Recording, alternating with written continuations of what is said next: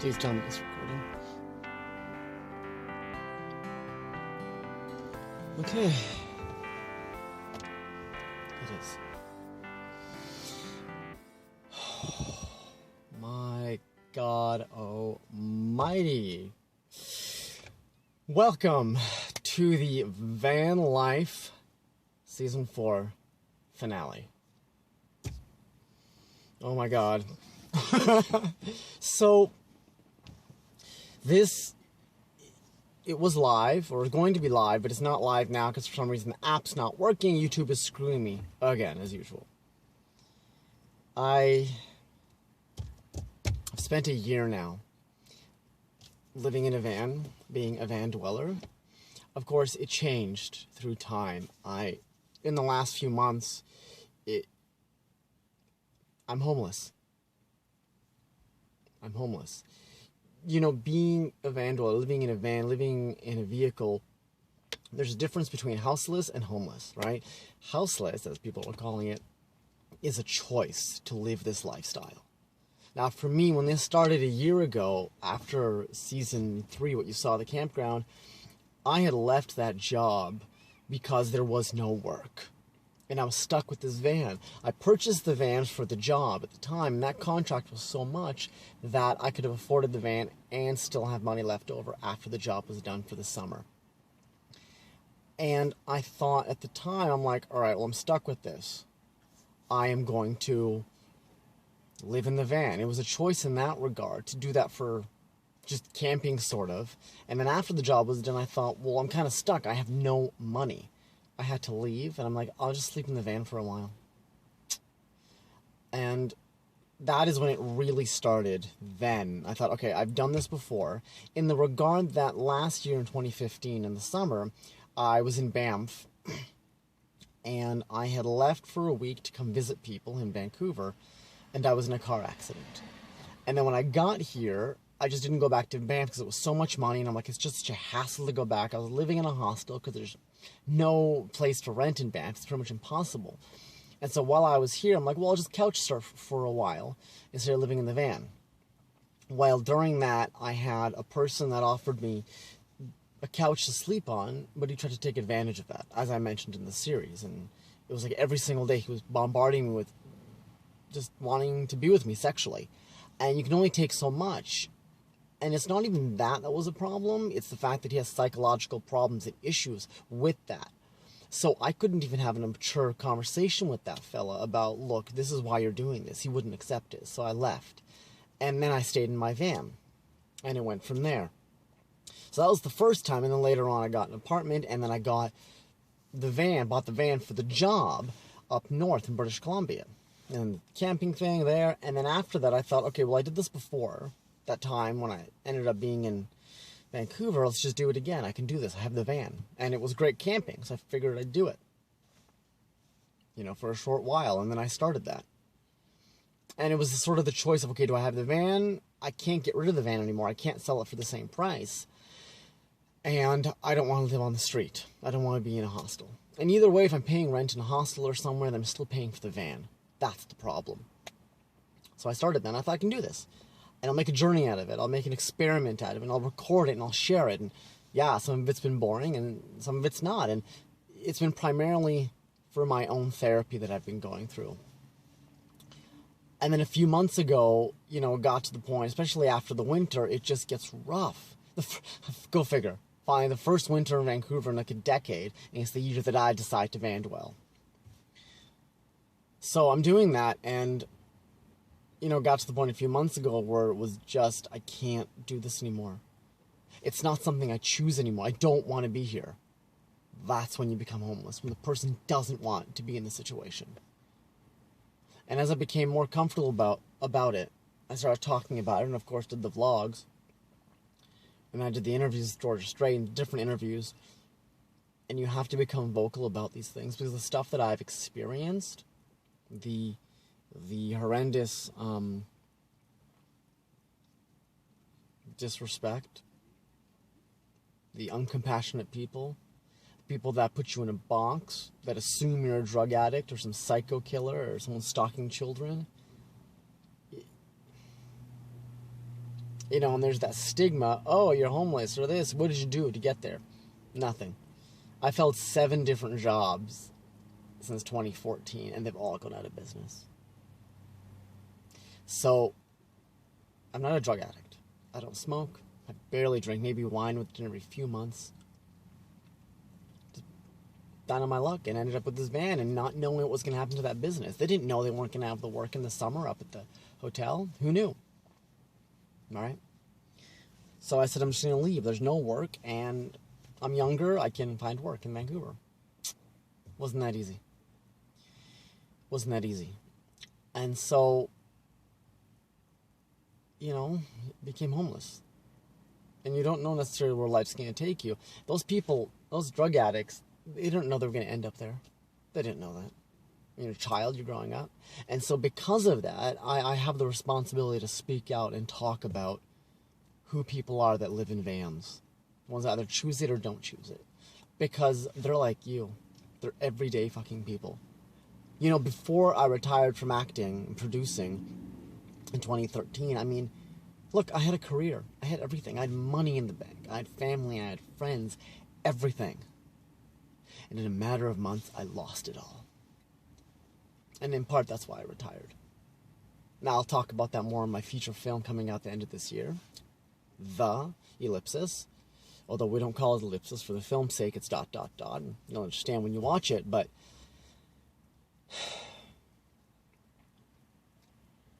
you know, after retiring, I couldn't think of what I was going to do with my life, what my career was going to be. All I'd ever done was cast and crew. That was my life since I was a child. And, you know, for a short while I made a living at it. And it was great. And I enjoyed it.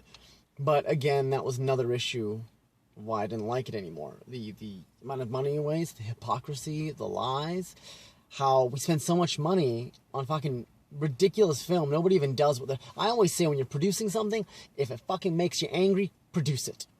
That's what you're going to do. And you'll have a beautiful film. That's why every film I produce has won an award. I choose to produce things that piss me off.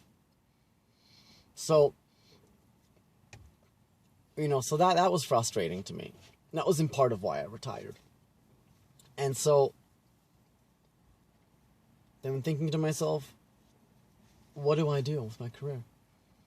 So after retiring and searching, I'm like, all right, well, and as you saw in season 4, I was trying a bunch of different jobs. I'm like, what the fuck do I do? And in the last few years of Atka Films, the company I started, we started doing a lot of other things, selling insurance to film, casting, crewing, a lot of different things, everything actually, including a catering. And I kind of fell in love with that, and I felt, my God, this is good. And I've loved to cook, and I started a cookbook years ago, still working on it. And as I've been experimenting with these jobs, you know, I realized it's food that I love. I thought, wait a minute, there must be something here. Is this something? And then through these jobs, I finally got to work in a restaurant. And maybe even before the experimenting, I took a job in a restaurant. The first restaurant I worked in was shortly after I retired, was in late 2014. It was actually an entertainment restaurant where we'd sing and dance. And I realized I like this. I like this. And it's not just the entertainment. That's one thing. I've done doing that forever. It's the food. I love the food. Bring food to someone. High class, well-made food. Oh, not in that case, but good food. The look on people's faces. The experience of having a meal from beginning to end. It should be an experience. Oh, I mean, fine dining. And I did a little bit of that during Christmas. I got some experience in that. And I realized food is what I like. And as I was working these other jobs, I realized, yeah, it's the restaurant industry I want to be in. But as I've gone along now, I've realized I think I need to be my own boss. So I spent the first few months after I retired, I had 7 different jobs with 7 different restaurants, Starbucks including one of them. They shut their doors. Right? Earl's, they shut down. So 7 different ones, major companies that have closed their doors. So I've been struggling to find work. And then you wonder why, it's like I'm homeless, right? The economy. And there's more people than actual jobs now. So you really got to keep a job when you get it. And at this point, it's like you might want to take a job that you hate just because you need something. Luckily for me, I found that it's the food industry that I love. So jumping ahead, back in late 2014, 2015, as you saw in my videos there, I did buy a motorhome. My home, which I was going to live in, but also convert that into a cafe truck. I purchased land, 1 acre, and I was going to settle it on there and do a little B&B. That was my plan, and have little cottages, little mobile homes, tiny homes on wheels, and then every day I would do breakfast in the morning in the middle. So you'd have my main cafe, little homes around it, and a little patio. Sadly, when I bought the motorhome, I bought it off Kijiji. That week, it was stolen. So I purchased a stolen motorhome. Now, I did that so I could save money, because I had enough money. I don't want to buy a new one. I don't want to spend $40,000 on a new motorhome. I want more money to put into savings and stuff. So that was the thing I wanted for savings. But that didn't work out, because I bought that and found out that it was stolen. So that was taken by the police. I had to go to court, face 2 days in court, and then spent money on the rental car, the hotel, all of that stuff. And I was fine. I was not charged because they realized that it wasn't me that stole it. And I lost all the money for that and for the motorhome. So all the money I had, about 50 grand out the window. And I made all that from the serving job before. Sadly, the company shut down. So I knew I loved it then. So I thought, okay, I'm going to continue. So I continued, got the car and did the summer job. And now I've realized this is where I want to be. I want to be working in the restaurant business. So now I've got a job here in Vancouver with a restaurant.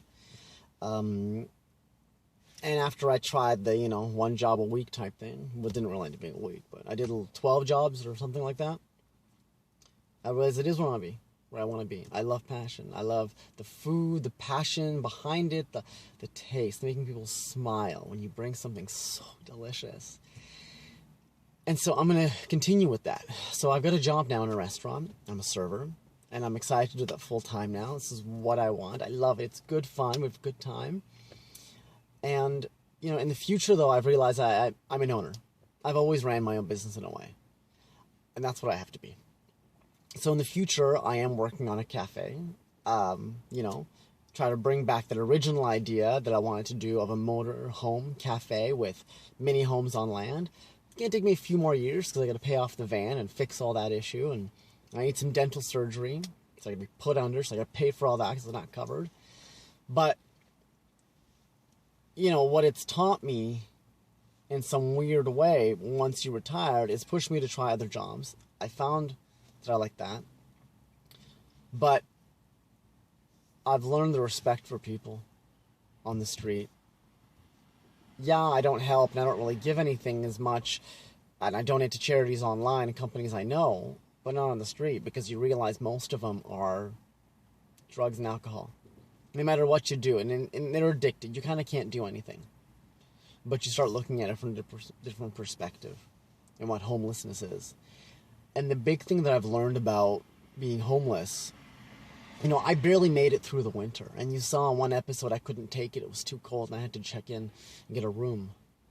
And the big thing that I learned, if I can barely make it in the winter with, quote unquote, a roof over my head, I don't understand how people that are on the street make it. There's not enough beds. There's no shelters that can accommodate everybody. There's too many people.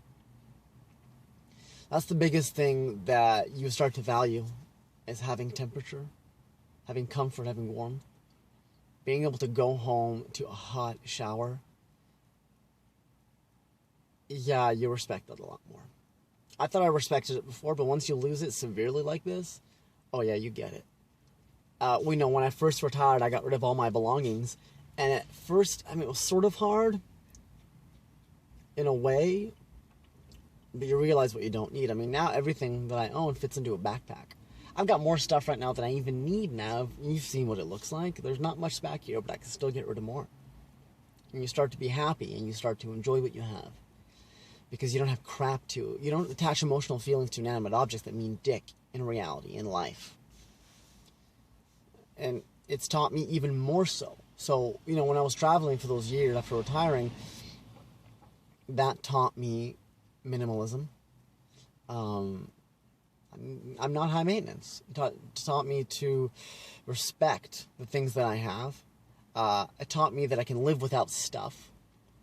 Ending up in a van, becoming homeless, trying this project, and then accepting that it's not what I want anymore, because it's not a choice anymore. At first it was like, oh, let's do an experiment, but it's not. You get tired of it.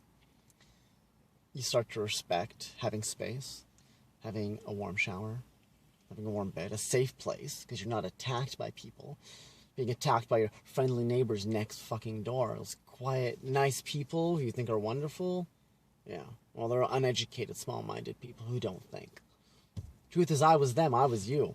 I had everything. In a few months, gone. I'm not the only one. It happens to a lot of people. Now, looking at this as a viable option, I guess it is viable. I mean, what isn't viable? It's whether you're able to flex and bend. Now, if I were to actually plan this out, I would do it different. I mean, I'm considering doing it again in a different manner. I'm actually prepared to do this. Maybe next summer. But I have to get out of this van by the winter. I can't do another winter. I mean, if we have another winter. Vancouver doesn't have winters, but... You know, looking back at it, I don't regret it. I mean, what's the regret? It's not like it was a choice. It was either a choice of on the street or in the car. I have no one to call. I don't have family. I don't have anyone. And I can't get government help because I've been fending for myself working. Technically, I'm not considered mentally ill, even though I suffer with depression because I haven't applied to be considered handicapped. I haven't applied for mental illness support, so I can't be helped by the government. There's other people that need it a lot more than I do, and I understand that. I don't want to take away from the system when someone else needs it more than I do. Even though some of those people don't go for help, it's difficult for them to get help. But if they wanted to get help and said, I'm changing my life now, I'm getting off drugs, well, now I've taken their spot. And I don't need it as much as they do. Yeah, I'm in my 30s, but I'm younger. I still fend for myself in a way.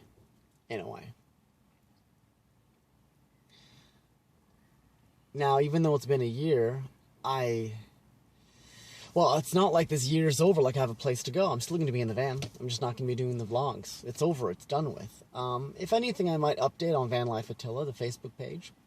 But that's it. This project has turned into another thought of mine of wanting to capture people's stories and talk, because everyone has a story to tell. Everyone has something. And if we listen to each other a little bit, we become three-dimensional people. And that's when you can have compassion and when you can change the world, when you understand how someone got to that place that they're at. So hopefully maybe, 2018, I'll maybe do a van life series. Short documentaries about people. Because we need that more. We need to connect more. And we need to stop wasting money on fucking stupid cat videos. Fucking bullshit. And not that I'm not guilty of it. You do what's fun. You have fun and you goof around sometimes. I've done stupid shit like that. But when you have the power as a white middle-class person who's male to say something, you should be saying something. And know that you, for God's sakes, you are privileged as all hell. And after having been homeless, losing my career, my family, friends, everything, and seeing some other shit, which I'll talk about in my feature, oh yeah, I understand I'm privileged to a point. And I'll be the first one to say shit. If you want something to change, we have to do it. It can easily be changed. We can fix the homeless problem. It just has to be done by someone with money. And by us coming together. And you don't want to help, and it's tough because it's difficult.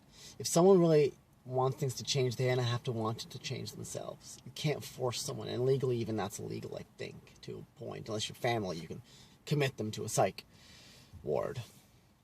But can't force change.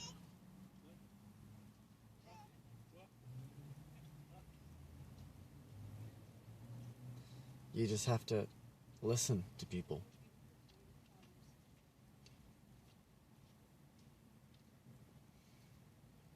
And when you listen to people, you can understand how things connect, how they got to the place they got. And then you can help change that person and get them off the street, or whatever it might be.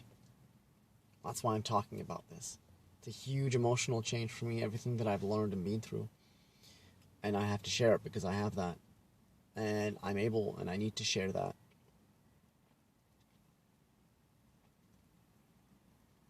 It's a responsibility.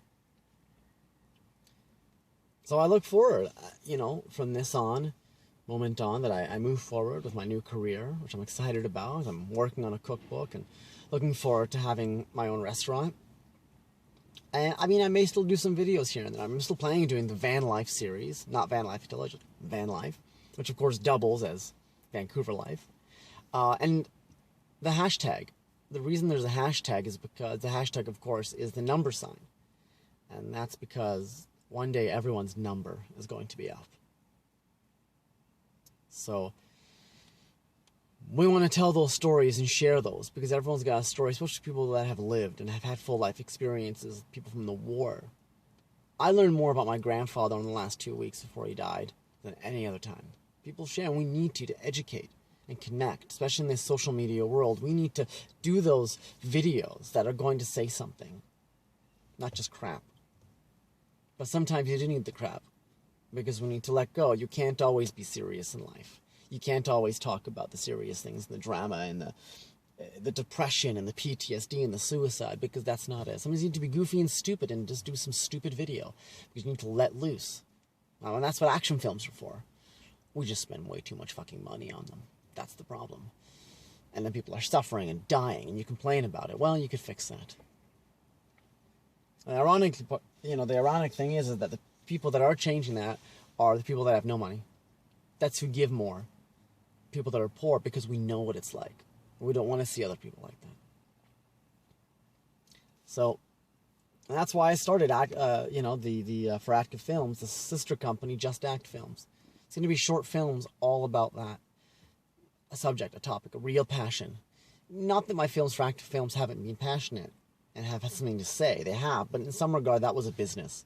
I made films there that were just purely for entertainment aspect. That was strictly for awards, distribution. I did all that. That was my goal. But now, who gives a fuck? Well, I'm not special. Most people aren't special. They think they are. They're taught that, but they're not. 1 in a million. There's dozens of videos and thoughts out there. But if I can help one person by watching this video to say that you're not alone, that's going to make all the difference. Because that's how I feel. You feel like you're alone at times, and you have no one. And in my situation, every single fucking person turned on me, except for 1 or 2, but those people weren't even in my life that often. 1 person helped me in my life, and I lost everything. But that's why we have to talk about it more and more, because you don't want to feel like you're alone.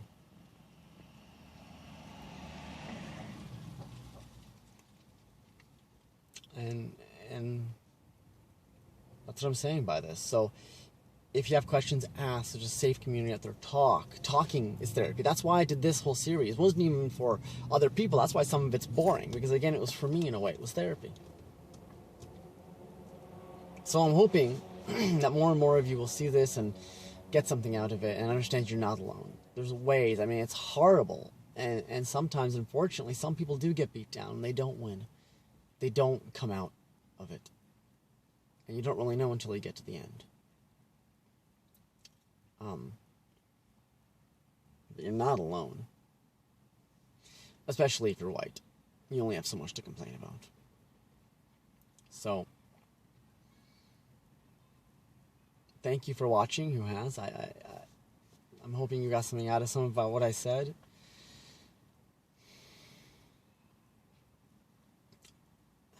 And best of luck to anyone out there.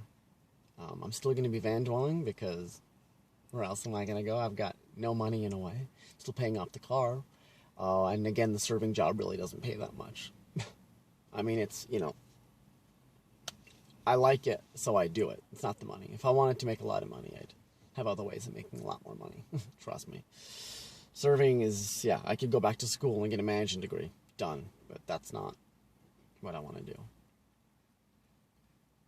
So best of luck to people that are looking for their own careers and what they want to do in life. Just try as much as you can, do as much as you can, talk to people, share, because as you know, I'm sure you've searched yay, live, search Google and YouTube for answers. So share your thoughts, because that's how we're going to grow as a society. We got to do that more and more. So best of luck to everyone, and ask questions from people, talk to them, because just because they're homeless doesn't mean they're psychotic, right? I mean, it's what they always say. It's you know, your next door neighbor is more likely to be a serial killer than the person who looks like a serial killer. So, thank you again for watching, for following. Van Life might be picking up in 2018, but take a look at the Atka Films reality channel. I'll be announcing it later, but every single day we're going to have a new video. All sorts of documentaries are coming out. I had a bunch that I've never published that I produced under Atka Films. We got behind the scenes. I'm going to restream the other 3 seasons of Van Life, and hopefully someone will realize that they're not alone. So, I guess that's my final hashtag for this, besides hashtag Van Life, is hashtag not alone. If you're suffering with depression, or career, or homelessness, or whatever, just search out, because you're not alone, and you're going to get through this, especially if you're in the Western world, and there's always worse, which maybe isn't comforting, but so for me, I've learned that it's really reinforced that. So when I do get an apartment, it might not even be an apartment, it might just be a room, because I realize I don't need that much to live. Question is, what do you need versus what do you want? And what you want isn't always what you need, and vice versa. So thank you for watching my life like this, and reading my vlogs and blogs and all this, and interacting with me. And for those that I have helped, who've sent me private messages, thank you for saying something and reaching out and connecting. I appreciate you doing that, and I'm happy that you did that, and I'm happy that it's helping you. And for anybody in the future, best of luck to you. And I guess look forward to more videos from Atka Films Reality. As for Atka Films, we've got lots more videos with Cold Side of the Pillow channel, my feature film coming out this year about the whole life experience I've had from acting to producing and what that's done to me. It's a tell-all, just like my novel, a tell-all documentary. So if you want to be shocked, I've got some whoppers. So keep an eye out for Atka Films, and on my channel as an actor, I've got a lot of videos coming that no one's ever seen me do, some acting, some stuff that I've never even seen because I just received it. So, thank you, and best of luck with all your lives. And I guess one last time, Van Life.